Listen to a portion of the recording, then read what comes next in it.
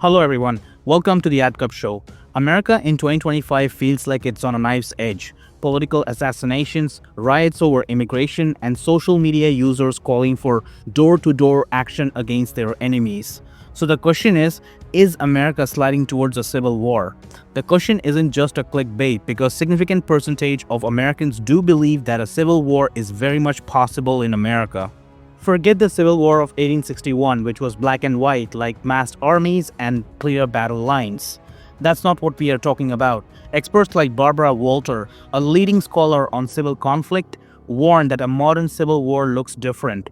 In her 2025 book update, How Civil War Starts, she describes it as a fragmented, low-intensity strife. Think Northern Ireland's troubles or urban feral cities where state control erodes. It means government becomes so weak that its ability to enforce law and order declines. Picture militias targeting power grids, vigilantes clashing on streets, or cyber attacks crippling infrastructure. Now let's look at the evidences. There are three big red flags. First, polarization. America is not just divided, it's being tribalized. The majority of Americans view the other political party as a threat to the nation's well-being.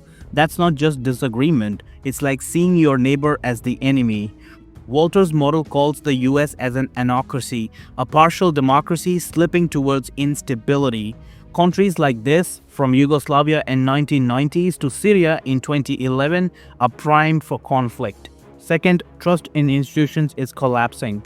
Gallup's 2025 polls show only 30% of Americans trust the federal government, down from 70% in 1960s.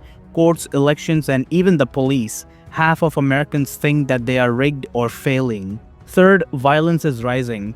This is very interesting because most of the time it was the right-wing masses which used to commit hate crimes. But now even the left-wing masses are involved in hate crimes. Example, latest murder of conservative activist Charlie Kirk.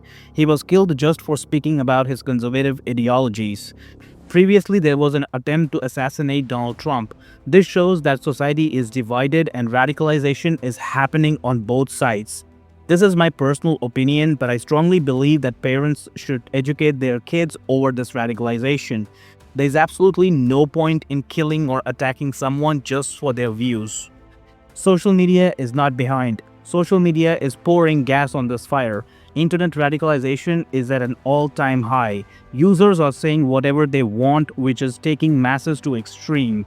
And it's not just talking and posting. The US has 400 million firearms, more guns than people, which is enough for every adult to be armed. Violence isn't random, it's escalating. The Minnesota shooting killed 3 legislators, shaking the state.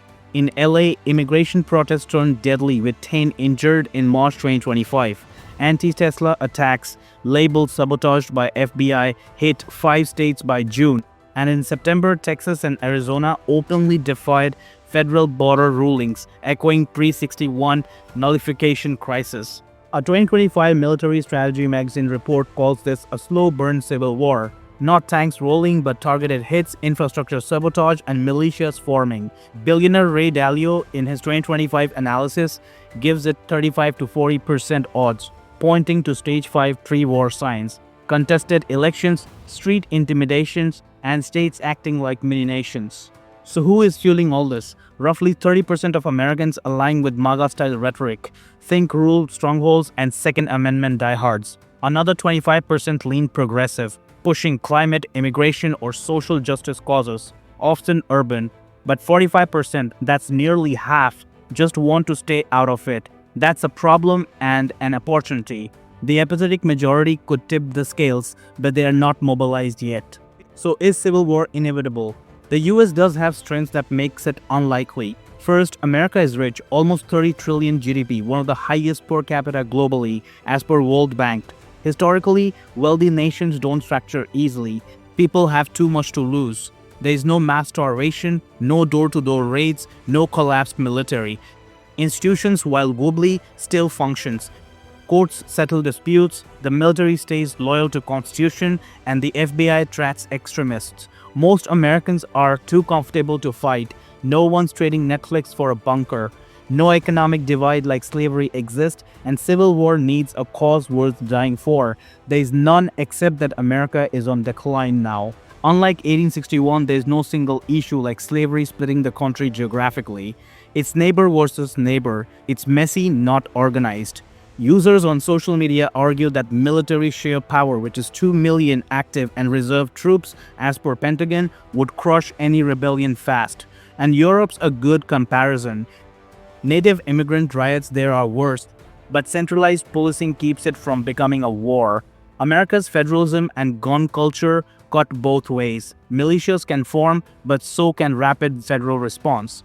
And most important thing is, America has guns but not coordination. American government has made sure that there would never be any coordination among Americans if their goal becomes to overthrow the government.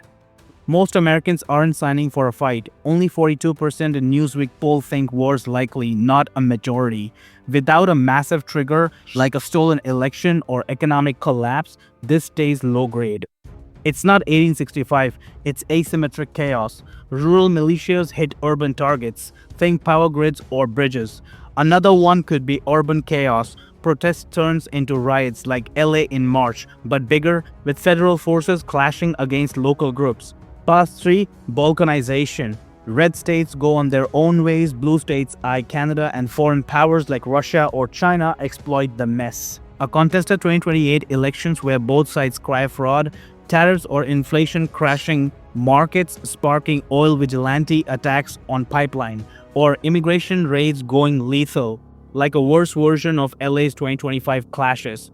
All this will lead to violence and could lay a foundation for a civil war. So can all this be stopped? Well, Barbara Walters says go back to first principles. Strengthen democracy by strengthening institutions. Address inequality. The top 1% own 32% of wealth as per Federal Reserve, fueling resentment. Cool the rhetoric. Both sides need to dial it back. Few things are even being implemented and tried, like community dialogues in Ohio cut local tensions after 2025 protest as per local news. And the FBI is cracking down on extremist cells. Over 200 arrests in 2025 as per DOJ reports. It's not perfect, but it's a progress and it helps in managing the violence. America is not doomed, but 42% of Americans fear that war is coming, and 400 million guns don't lie. America is at a crossroad, reform or risk. What's the one step you think America needs to pull back from the edge? Is it elections, inequality, immigration, or something else? Drop your thoughts, hit the subscribe and share this to keep the conversation going. Peace out.